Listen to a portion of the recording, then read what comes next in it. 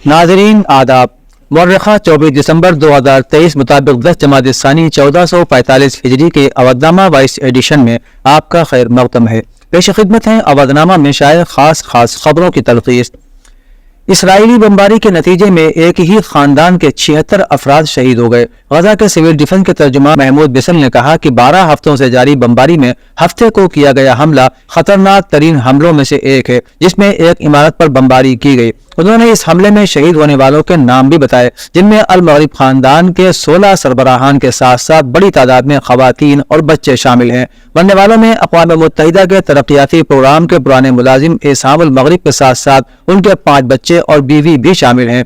अक़वाम मुत्तहिदा ने कहा है कि इस जंग में अक़वाम मुत्तहिदा और शहरियों को निशाना नहीं बनाना चाहिए और इस जंग को हर हाल में खत्म होना चाहिए। हिंदुस्तानी नेवी के अफसरान ने बताया कि पोरबंदर साहिल से 217 समंदरी मील दूर बहर अरब में एक तिजारती जहाज में ड्रोन हमले के सबब आग लगने का अंदेशा है। ये जहाज इसराइल का बताया जा रहा है। हिंदुस्तानी डिफेंस अफसरान के मुताबिक जहाज में खाम तेल है और यह सऊदी अरब की एक बंदरगाह से मंगलुरु की तरफ जा रहा था। मौसूला जानकारी के मुताबिक आग तो बुझ गई है, लेकिन उसका असर जहाज के काम पर पड़ा है। उन्होंने ये भी बताया कि हिंदुस्तानी साहिली सिक्योरिटी फोर्स के जहाज ICGS विक्रम को जाए हादसा की तरफ रवाना कर दिया गया है। कर्नाटक के वजीर आला सिद्धारमैया ने हफ्ते को वाज़ेह किया कि रियासती हुकूमत ने हिजाब पर से पाबंदी को फिलहाल अभी तक नहीं हटाया है, लेकिन इस पर सरकारी सतह पर बातचीत के बाद कोई फैसला किया जाएगा। उन्होंने नामा निगारों को बताया कि हमने अभी तक ऐसा नहीं किया है। किसी ने मुझसे हिजाब पर पाबंदी हटाने के बारे में पूछा था तो मैंने जवाब दिया कि हुकूमत इसे हटाने पर गौर कर रही है।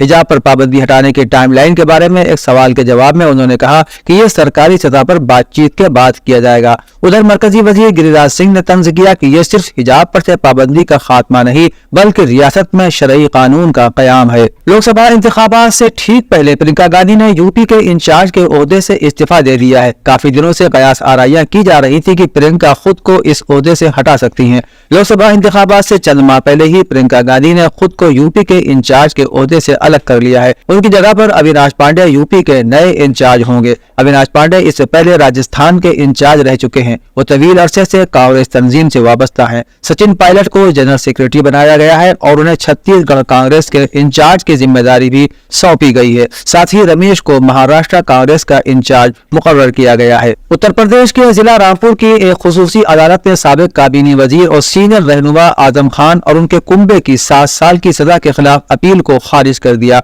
समाअत के दौरान आजम खान, उनके बेटे अब्दुल्ला आजम, अदीब आजम, उनके भाई शरीफ अहमद खान अदालत में हाजिर हुए, जबकि आजम खान की बीवी डॉक्टर तजीन फातिमा नहीं पहुंची। इस मौके पर प्रोसिक्यूशन ऑफिसर अमरनाथ तिवारी ने कहा कि अदालत ने सजा के खिलाफ आजम खान की अपील मुस्तरद कर दी है। आजम खान के वकील जुबैर अहमद खान ने बताया कि अदालत ने अपील मुस्तरद कर दी है, लेकिन अब वो इसके लिए हाई कोर्ट से रुजू करेंगे। उत्तर प्रदेश के वजीर आला योगी आदित्यनाथ ने आज साबिक वजीर आजम चौधरी चरण सिंह के यौम पैदाइश यौम किसान सम्मान के मौके पर विधान भवन में नस्ब उनके मुजस्समे और उसके सामने रखी तस्वीर पर फूल चढ़ाकर खिराज अकीदत पेश किया। इसके बाद वजीर आला ने विधान भवन के सामने वजीर आला किसान तोहफा स्कीम के तहत 4 किसानों को ट्रैक्टर की अलामती चाबी दी। उन्होंने आज 51 किसानों को दिए गए ट्रैक्टर को सफेद झंडी दिखाकर रवाना किया। इस मौके पर रियासती हुकूमत से कई वज़रा, चीफ सेक्रेटरी, मेयर मोहतरमा सुषमा खरकवाल और दीगर अवामी नुमाइंदे और इंतजामिया के सीनियर अफसरान मौजूद थे। उत्तर प्रदेश के नायब वजीर आला केशव प्रसाद मौर्य ने हफ्ते के रोज कहा कि मुल्क और रियासत में आज वजीर आजम की ही गारंटी चलती है। मौर्य ने आज यहाँ बदायूं में सम्राट अशोक चौराहे का इफ्तिताह किया। उन्होंने रियासत और मरकजी हुकूमत की हुसूलियाबियों को अवाम के सामने रखा। डिप्टी सीएम ने अखिलेश पर हमला बोलते हुए कहा कि अखिलेश यादव अब कभी उत्तर प्रदेश के वजीर आला नहीं बन सकते। राम मंदिर पर उन्होंने कहा कि राम मंदिर किसी एक का नहीं, पूरे मुल्क का मंदिर है। आज राम मंदिर राष्ट्र मंदिर है। नायब वजीर आला ने रैली के बाद मीडिया से बात करते हुए सवालों के जवाब भी दिए। उत्तर प्रदेश असेंबली सेक्रेटेरिएट में इस्मत दरी केस में सुनाई गई 25 साल की सजा की तामील में सोनभद्र के दूधी असेंबली हल्के से बीजेपी के एमएलए राम दुलार की रुकनियत मनसूख कर दी है।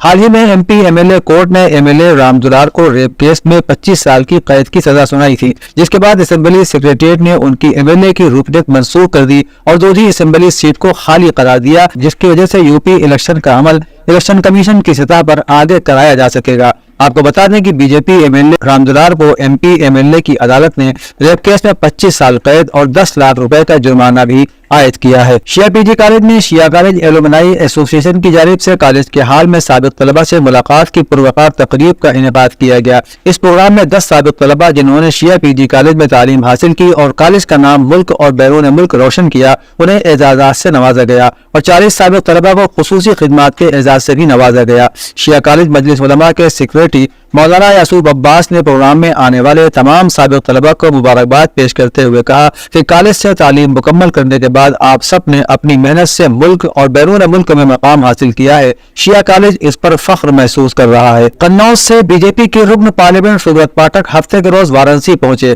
رام مندر کے پران پرتشٹھا کے لیے اکھلیش یادو کو دعوت نامے پر سبرت پاٹھک نے مندر ٹرسٹ سے درخواست کی ہے کہ اکھلیش یادو کو دعوت نامہ نہ بھیجا جائے۔ انہیں رام پر یقین نہیں ہے، انہیں سیاست میں یقین ہے۔ ایسے لوگوں کو اس وقت تک مندر میں داخل نہ ہونے دیا جائے جب تک کہ وہ معافی نہیں مانگ لیتے۔ اگر وہ مندر میں جائیں گے تو کار سیوکوں کی روح کو ٹھیس پہنچے گی۔ یہ لوگ ملک کی آستھا کی توہین کرتے ہیں۔ عہدنامہ کے جہاں نما صفحے کے مطابق غزہ کی پٹی میں 77 دنوں سے جنگ جاری ہے اور اسرائیل اور امریکہ یہاں پر اگلی حکومت کے قیام کے حوالے سے سرگرم ہو گئے ہیں۔ ان سب کے باوجود حماس کے سیاسی بیورو کے رکن موسیٰ ابو مرزدق نے جمعے کے روز کہا کہ تحریک کا منظرنامے سے غائب ہونا ناممکن ہے۔ انہوں نے کہا کہ فلسطینی عوام ہی انتخاب کریں گے کہ ان کی قیادت کون کرے گا۔ انہوں نے ایکس پلیٹ فارم پر مزید کہا کہ حماس کو ختم کرنے کی امریکہ، اسرائیل، مغرب اور خطے کے کچھ ملکوں کی خواہش کبھی پوری نہیں ہوگی۔ اسلامی جمہوریہ ایران کے صوبوں کرمان اور خوزستان کے عوام کی ایک بڑی تعداد نے سنیچر کو رہبر انقلاب اسلامی آیت اللہ العظمہ سید علی خامنہ سے ملاقات کی۔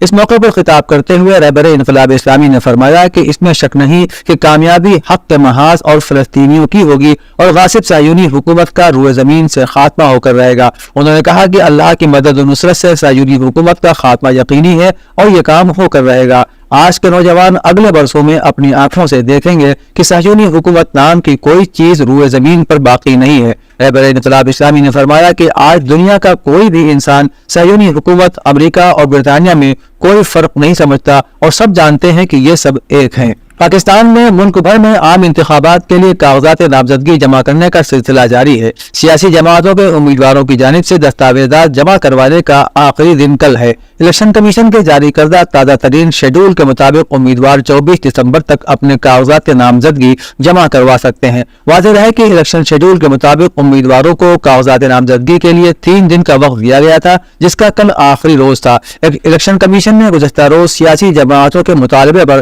کاغذات نامزدگی جمع کرانے کی تاریخ میں 2 دن کی توسیع کر دی تھی۔ حزب اللہ لبنان نے کہا ہے کہ صہیونی فوج اپنے ہونے والے جانی نقصانات کے بارے میں صحیح اعداد و شمار نہیں بتا رہی ہے اور جو اعداد و شمار بتائے جا رہے ہیں اس میں کوئی حقیقت نہیں ہے۔